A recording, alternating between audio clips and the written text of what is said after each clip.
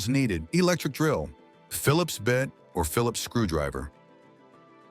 Pull out and lift the freezer door to remove it.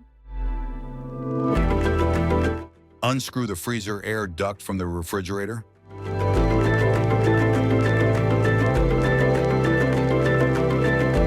Pull the air duct assembly out to access the harness connections.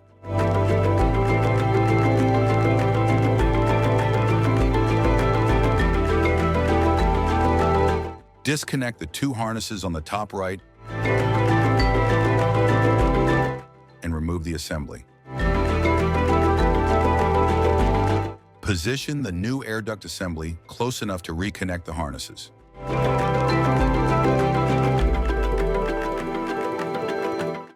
Secure the new air duct assembly against the freezer's back wall.